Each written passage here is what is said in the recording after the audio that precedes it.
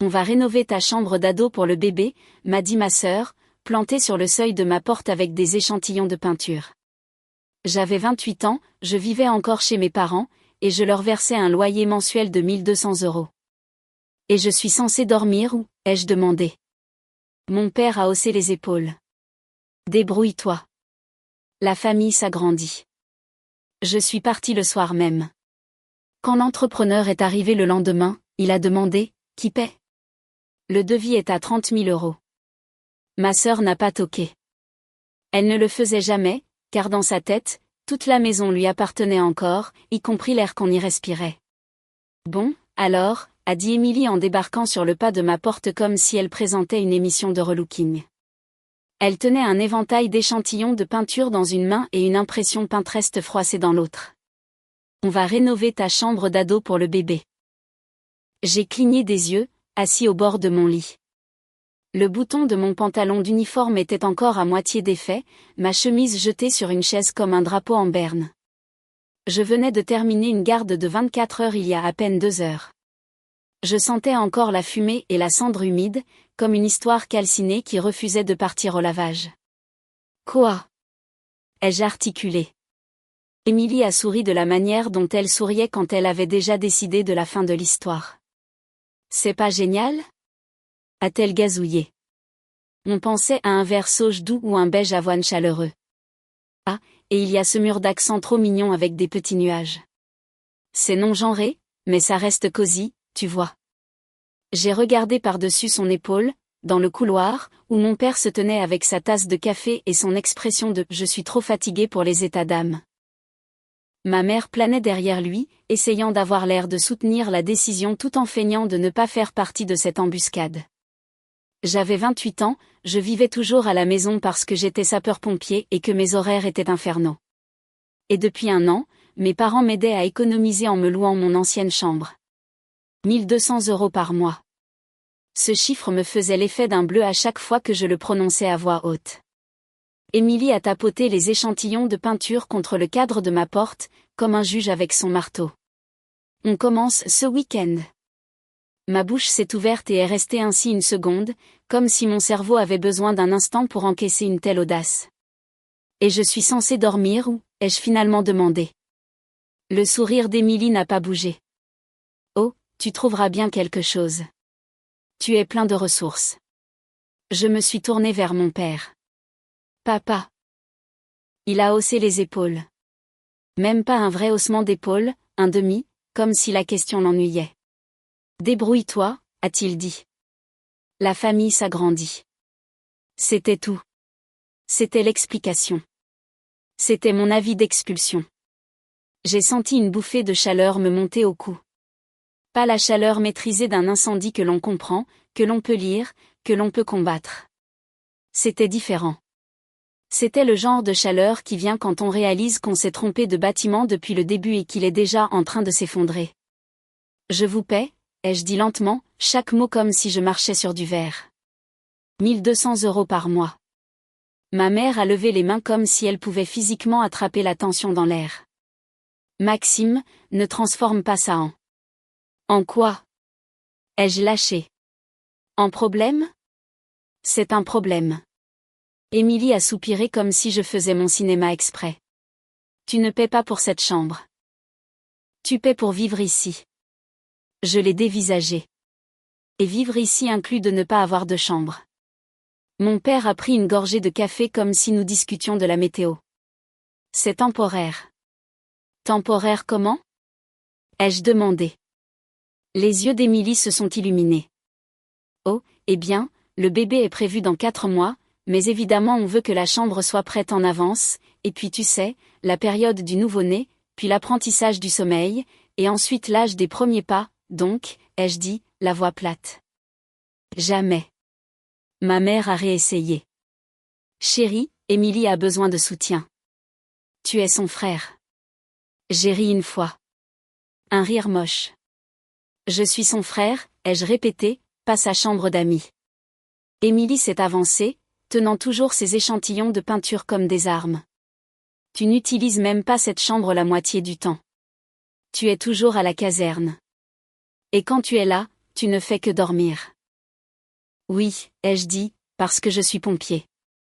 Elle a levé les yeux au ciel. Et voilà, ça recommence. Quelque chose en moi a cédé. Pas un grand fracas, pas un truc de cinéma, juste un petit déclic silencieux, comme une serrure qui se verrouille. Je me suis levée. Mes genoux étaient raides après une longue nuit à tirer des lances, forcer des portes, descendre une femme dans une cage d'escalier enfumée pendant qu'elle hurlait après son chat. Mon corps était fatigué de cette fatigue profonde que le sommeil ne répare pas. Mais mon esprit, soudainement, s'est senti clair. D'accord, ai-je dit. Émilie a cligné des yeux. D'accord. Je suis passée devant elle et suis entrée dans le couloir. Mon père me regardait comme s'il ne me croyait pas, comme s'il s'attendait à ce que je cède et obéisse, comme toujours. J'ai ouvert le placard à linge, j'ai sorti le sac de sport que je gardais caché derrière de vieilles serviettes. La voix de ma mère est devenue plus aiguë. Maxime, qu'est-ce que tu fais? Je suis retournée dans ma chambre et j'ai commencé à faire mes valises, sans cérémonie. Jeans, t-shirt, chaussettes. Mes bottes d'intervention étaient à la caserne, mais tout le reste de ce que je possédais était ici, y compris la photo encadrée de moi en tenue de l'école des sapeurs-pompiers que ma mère insistait pour mettre sur la cheminée, comme si ça prouvait qu'elle était fière. Émilie a eu un rire nerveux. Bon, arrête ton mélodrame. On ne fait que discuter. Non, je ne le fais pas, ai-je dit en fermant la fermeture éclair du sac. Le ton de mon père a légèrement changé. Où vas-tu? Je me suis arrêtée, le regardant. Ça m'a frappé à ce moment-là.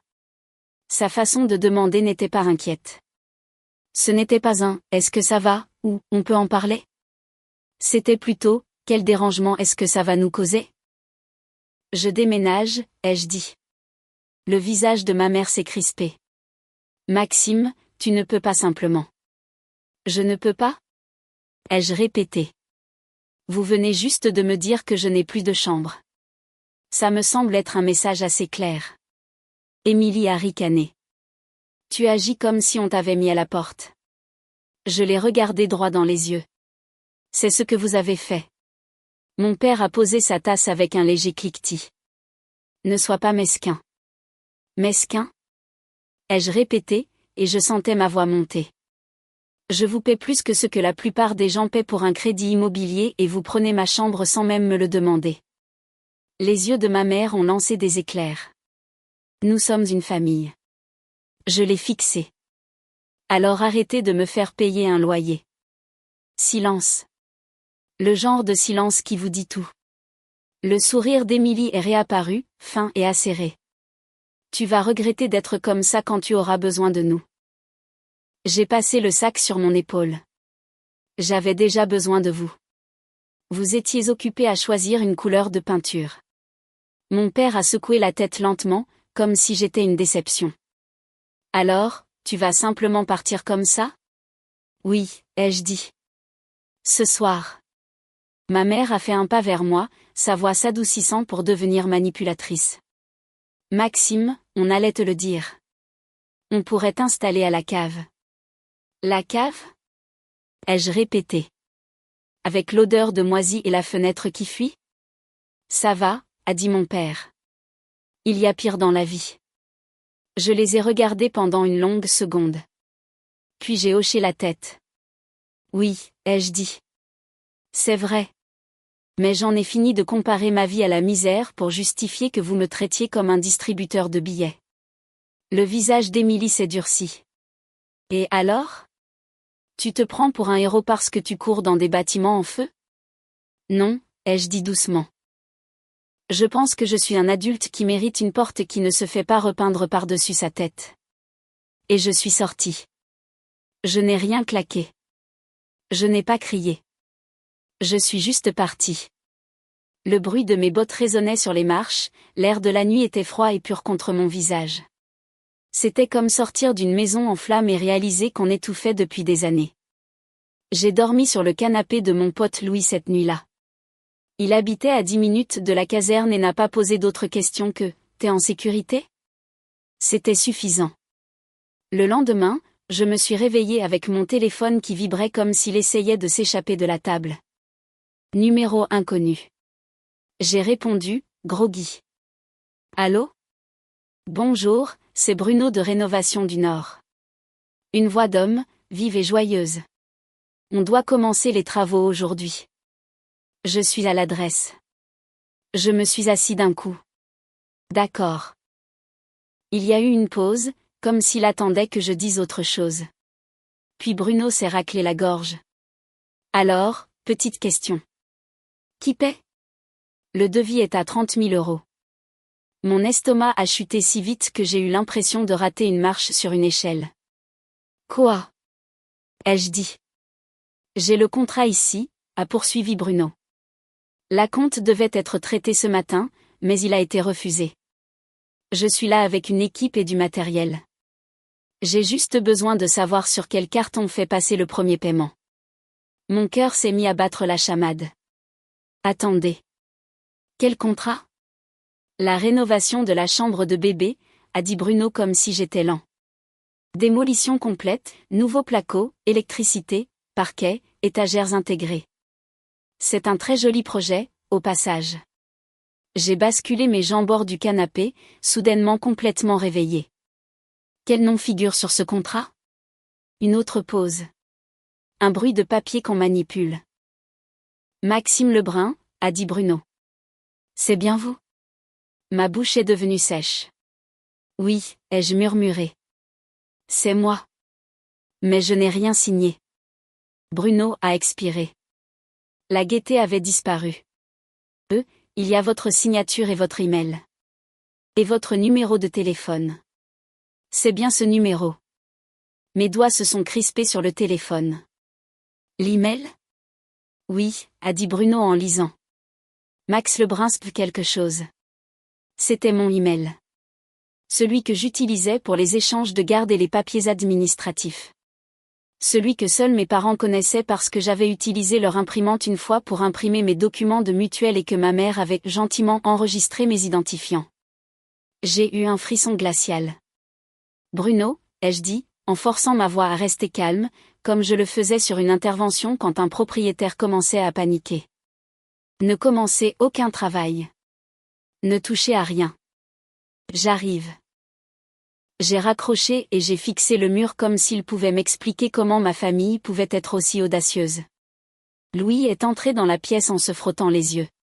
On dirait que t'as vu un fantôme. Je crois que mes parents ont falsifié ma signature, ai-je dit. Il a cligné des yeux. Ah ouais, quand même. J'ai attrapé ma veste. J'y vais. Le trajet jusqu'à la maison de mes parents a duré 12 minutes. Mes mains ont tremblé tout le long, les jointures blanches sur le volant. Je n'arrêtais pas de rejouer la conversation. Il y a votre nom. Acompte refusé. Un acompte. De combien était l'acompte? J'ai ouvert mon application bancaire à un feu rouge. L'historique de mon compte s'est affiché et mon estomac s'est noué. Une tentative de prélèvement de Rénovation du Nord. 7 500 €. Refusé. Je ne l'avais pas refusé. Ma banque l'avait fait parce que ma carte de débit avait un plafond journalier et que la transaction avait été signalée comme suspecte. Une vague de gratitude si froide m'a frappé que j'ai failli en rire. Le système de détection de fraude de ma banque était la seule personne dans ma vie qui avait apparemment décidé de me protéger. Quand je suis arrivé dans l'allée, la camionnette de Bruno était là. 2 types en chaussures de sécurité se tenaient à côté, les bras croisés, attendant. Bruno lui-même était au téléphone, faisant les 100 pas. Ma mère a ouvert la porte d'entrée avant même que je ne sois sorti de la voiture, comme si elle avait guetté. Son visage était rayonnant et faux. Maxime. Salut, on allait t'appeler. Pourquoi mon nom est-il sur le contrat de rénovation, ai-je demandé assez fort pour que Bruno entende. Son sourire a vacillé. Oh, chérie, tu réagis de manière excessive. Je suis passé devant elle et suis entré dans le couloir comme si je vivais encore là, comme si j'y avais encore ma place. Mon père était dans la cuisine, lisant le journal. Émilie était à table, sirotant un smoothie, faisant défiler son téléphone, comme si de rien n'était, comme si je n'étais personne. Maxime, a dit Émilie sans lever les yeux. Si tu es venu pour crier, ne le fais pas. Je suis stressée. J'ai pointé mon doigt vers l'extérieur. Il y a un entrepreneur dehors avec un devis de 30 000 € à mon nom. Émilie a finalement levé les yeux. Son expression était de l'agacement pur. D'accord. Et je n'ai rien signé, ai-je dit. Mon père a plié le journal lentement. Baisse la voix. Baissez la voix? Ai-je explosé. Vous avez commis une fraude. Les yeux de ma mère ont filé vers la porte d'entrée, comme si elle ne voulait pas que les voisins entendent. Maxime, ne dis pas des choses comme ça. Ce n'est pas une fraude. On a juste utilisé tes informations parce que tu fais partie de la maison. Non, ai-je dit. J'ai déménagé hier soir. Tu te souviens? Parce que vous avez pris ma chambre. Émilie a agité la main. Mon Dieu, tu es tellement dramatique. C'est pour le bébé. Je l'ai fixé. Et vous pensiez que c'est moi qui allais payer? Elle a cligné des yeux, sincèrement confuse. Ben oui, tu paies un loyer. Mon père s'est penché en arrière sur sa chaise, soudainement calme. On contribue tous. Non, ai-je dit. C'est moi qui contribue. C'est moi qui contribue depuis tout ce temps. Ma mère s'est approchée, la voix devenant mielleuse. Chérie, ce n'est pas comme si tu utilisais cet argent pour quelque chose d'important. Quelque chose en moi s'est à nouveau tu. Le même déclic de serrure. Je suis pompier, ai-je dit. Je fais des gardes supplémentaires de 16 heures pour pouvoir payer ce loyer. Je cours dans des maisons en flammes pour que vous puissiez dire aux gens que votre fils est un héros pendant que vous videz son compte en banque. Le visage de ma mère s'est durci. Ne sois pas irrespectueux. Émilie s'est levée, l'énergie des échantillons de peinture revenant. Tu ne comprends pas à quel point les bébés coûtent cher. J'ai ri, un rire sec et sans humour. Alors n'en fais pas un que tu ne peux pas te permettre. La bouche d'Émilie s'est ouverte. Pardon? La voix de mon père est devenue dure. Ça suffit. J'ai sorti mon téléphone et je leur ai montré mon application bancaire. La tentative refusée de 7 500 € était là, comme une preuve irréfutable. Ce prélèvement, ai-je dit, a été tenté sur mon compte ce matin. Vous avez essayé de prendre la compte sur ma carte. Les lèvres de ma mère se sont pincées. On n'a pas essayé. C'est juste arrivé. Je l'ai regardé fixement. Vous avez littéralement enregistré ma carte dans votre navigateur. Émilie a croisé les bras. Et alors? Tu vis ici. Tu es de la famille. C'est ce que la famille fait. Non, ai-je dit, la voix stable. La famille demande. La famille ne vole pas, mon père s'est levé, plus grand que moi, essayant d'utiliser sa taille au lieu de la logique. Tu nous dois bien ça. On t'a élevé. Cette phrase, la phrase classique, comme si l'amour était un prêt à rembourser. Je n'ai pas bronché. Je vous ai payé, ai-je dit. 1 200 € par mois pendant 2 ans. Ma mère a ouvert la bouche. J'ai levé la main. Arrête. Puis j'ai fait quelque chose que je n'avais jamais fait dans cette maison. J'ai dit toute la vérité. Vous ne m'avez pas fait payer un loyer parce que vous aviez besoin d'aide avec le crédit, ai-je dit. Vous me l'avez fait payer parce que c'était facile. Parce que j'ai dit oui. Parce que vous saviez que je me sentirais coupable si je ne le faisais pas, Émilie a ricané. Tu te poses en victime. Je me suis tournée vers elle. Et toi, tu te comportes comme si ma vie t'était due. Ses joues ont rougi. Je vais avoir un bébé. Tu ne comprends pas, je comprends, ai-je dit. Tu veux la chambre de bébé. Tu veux le soutien. Tu veux la maison. Tu veux que tout reste comme avant. Où tu prends et je donne. Et où papa et maman appellent ça de l'amour. La mâchoire de mon père s'est crispée. Alors qu'est-ce que tu veux? Des excuses? Je les ai regardées. Vraiment regardées. Le sourire crispé de ma mère. La fierté têtue de mon père. L'indignation offensée de ma sœur. Et j'ai réalisé qu'il ne se sentait pas mal. Il se sentait dérangé. Je veux que mon nom soit retiré de ce contrat, ai-je dit. Je veux que vous disiez à Bruno dehors que cette signature n'a pas été autorisée par moi. Et je veux que vous arrêtiez d'utiliser ma carte, mon email et ma vie comme un portefeuille commun. Les yeux de ma mère se sont écarquillés. Maxime, ne fais pas ça. Je me suis dirigée vers la porte d'entrée et je l'ai ouverte. Bruno a levé les yeux, méfiant. Je suis sortie sur le perron et j'ai dit d'une voix forte et claire, je n'ai pas autorisé cette rénovation. Mon nom a été utilisé sans mon consentement. Ma mère a poussé un cri étranglé derrière moi. Maxime. Le visage de Bruno s'est contracté. Donc, vous êtes en train de dire. Je suis en train de dire, ai-je continué, que je n'ai rien signé. Et toute signature que vous avez est une contrefaçon. Je ne paierai pas. Pas un centime. Derrière moi, la voix de mon père a retenti. Rentre à l'intérieur. Je ne me suis même pas retournée. Bruno a expiré lentement. D'accord, dans ce cas, je ne peux pas continuer. Je vais devoir parler au propriétaire de la maison. Ma mère est sortie sur le perron, son sourire recollé comme un mauvais papier peint. Bonjour. Oui, désolé. C'est juste un malentendu. Non, ce n'en est pas un, ai-je dit, et j'ai de nouveau sorti mon téléphone.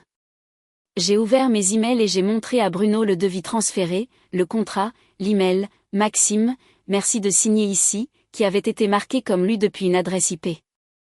Le Wi-Fi de la maison de mes parents. Ma mère s'est figée. Les yeux de Bruno se déplaçaient entre nous. Il avait l'air mal à l'aise maintenant, comme s'il était tombé au milieu d'une dispute familiale avec ses outils électriques. Je vais documenter tout ça, a-t-il dit doucement. Et je vous suggère de régler ça entre vous, parce que s'il y a fraude, ce n'est pas notre problème. Il s'est tourné vers son équipe. On remballe. Émilie a surgi de la porte comme une tempête. Tu plaisantes ? M'a-t-elle sifflé. Tu es en train de tout gâcher. Je l'ai enfin regardé. Non, ai-je dit. C'est toi qui as tout gâché quand tu as décidé que mon argent était le tien. Ses yeux ont lancé des éclairs. Tu es tellement égoïste. J'ai penché la tête. Égoïste, ça aurait été de laisser passer le prélèvement et de vous couper les vivres sans prévenir. Ça, c'est moi qui vous empêche de me voler 30 000 euros. Mon père s'est avancé. Tu nous fais honte. J'ai hoché la tête lentement. Bien. Et puis, parce que je me connaissais, parce que je savais comment mon cerveau fonctionnait, comment la culpabilité essayait de s'infiltrer comme de la fumée sous une porte, j'ai fait la chose suivante avant de pouvoir me raisonner. J'ai sorti mon téléphone, ouvert mon application bancaire et annulé le virement automatique. Celui intitulé « Loyer par an ». J'ai regardé l'écran de confirmation apparaître comme une bénédiction. Émilie m'a regardé comme si je l'avais giflé. Tu ne peux pas faire ça. Si, je peux, ai-je dit, et je l'ai fait. La voix de ma mère tremblait. Maxime, s'il te plaît. On avait des projets. On a déjà. Vous avez déjà quoi ? Ai-je demandé. Dépenser l'argent ? Silence à nouveau. C'était ma réponse. Je me suis dirigée vers ma voiture. Ma mère m'a suivi sur les marches, sa voix s'élevant. Maxime, tu vas abandonner ta sœur, ta nièce ou ton neveu ? Je me suis arrêtée près de la portière du conducteur et je me suis retournée. Je n'abandonne personne, ai-je dit. Je refuse d'être utilisée. La voix de mon père a tranché depuis le perron. Si tu tournes le dos à tout ça, ne reviens pas en rampant. Je l'ai fixé pendant une longue seconde. Puis j'ai hoché la tête. Marché conclu. Je suis partie en voiture. Ce jour-là, j'ai fait 3 choses. Premièrement, j'ai déposé une déclaration de fraude auprès de ma banque et j'ai fait opposition à ma carte. L'agent au téléphone était calme, professionnel et n'avait aucun investissement émotionnel dans le fait que ma mère pleure ou non. C'était rafraîchissant. Deuxièmement, j'ai changé tous les mots de passe que mes parents avaient pu toucher. Email, banque, même le stupide service de streaming que ma mère utilisait pour regarder des émissions de cuisine. J'ai activé l'authentification à 2 facteurs comme si c'était une porte blindée dans un quartier malfamé. Troisièmement, j'ai appelé une résidence près de la caserne et j'ai demandé s'ils avaient quelque chose de disponible immédiatement. Ils en avaient. C'était petit. Un T2, pas de peinture beige avoine fantaisiste. La moquette était usée. La cuisine sentait légèrement le vieil ail. C'était parfait. Quand j'ai emménagé mes affaires cette semaine-là, un vrai déménagement, pas la demi-vie que je menais chez mes parents, Louis est arrivé avec une chaise pliante et un pack de 6 bières, comme une petite équipe de sauvetage pour une pendaison de crémaillère. « Ça va ?» m'a-t-il demandé en me tendant une bière. J'ai regardé autour de la pièce vide et j'ai senti quelque chose d'inconnu s'installer dans ma poitrine. Le soulagement. « Je crois que oui », ai-je dit. Je crois que je ne réalisais pas à quel point c'était lourd. Il a hoché la tête comme s'il comprenait. La famille peut être plus lourde que le feu. Au cours des jours suivants, mon téléphone s'est allumé comme une sirène. « Maman, s'il te plaît, appelle. Il faut qu'on parle. »« Papa, tu réagis de manière excessive. »« Émilie, je n'arrive pas à croire que tu m'aies fait ça. »« Maman, encore, veux-tu que ta nièce grandisse en sachant que tu t'en fichais ? » Celui-là a failli m'atteindre. Il a piqué la partie tendre. La partie qui voulait encore être un bon fils. Mais ensuite, je me suis souvenu de mon père haussant les épaules et disant « Débrouille-toi ». La famille s'agrandit. Je me suis souvenu d'Émilie, plantée à ma porte avec ses échantillons de peinture, comme si ma vie n'était qu'une pièce à redécorer. Je me suis souvenu de la tentative de prélèvement de 7 500 € et ma culpabilité s'est durcie en autre chose. De la clarté. J'ai répondu une seule fois dans le groupe de discussion familiale. Maxime, je ne paierai pas pour la rénovation. Je ne paierai plus de loyer. Mon nom a été utilisé sans mon consentement. Ne me contactez plus pour des questions d'argent. Émilie a immédiatement répondu, Émilie, waouh, donc tu choisis vraiment l'argent plutôt que la famille. J'ai fixé l'écran, puis j'ai tapé la vérité. Maxime, c'est vous qui avez choisi l'argent plutôt que la famille. Vous avez juste supposé que c'était le mien. Ma mère a envoyé un emoji en pleurs. Mon père n'a rien envoyé. Pendant un certain temps, il y a eu la paix. Puis, une semaine plus tard, j'ai reçu un appel d'un numéro inconnu. J'ai répondu avec prudence. Ici le lieutenant Dubois, a dit une voix. Est-ce que je parle à Maxime Lebrun ? Mon estomac s'est serré. Oui. Je vous appelle concernant un signalement pour utilisation frauduleuse d'identité liée à un contrat de rénovation domiciliaire, a-t-il dit. Nous aimerions vous poser quelques questions. Je me suis assis lourdement sur mon canapé. D'accord, ai-je dit. 2 heures plus tard, j'étais assis dans une petite salle d'interrogatoire et je racontais à nouveau la vérité. J'ai montré les emails, la tentative de prélèvement, la chronologie des faits. J'ai expliqué que j'étais sapeur-pompier, que je travaillais de nuit, que j'avais payé un loyer à mes parents parce qu'ils m'avaient dit que c'était juste, qu'ils m'avaient promis que c'était pour les factures. Le visage du lieutenant n'a pas changé, mais ses yeux ont fait cette chose où il s'aiguise, comme quelqu'un qui décide que ce qu'il entend est important. Quand j'ai eu fini, il s'est légèrement penché en arrière. Donc, ils avaient accès à vos informations e-mail et bancaires.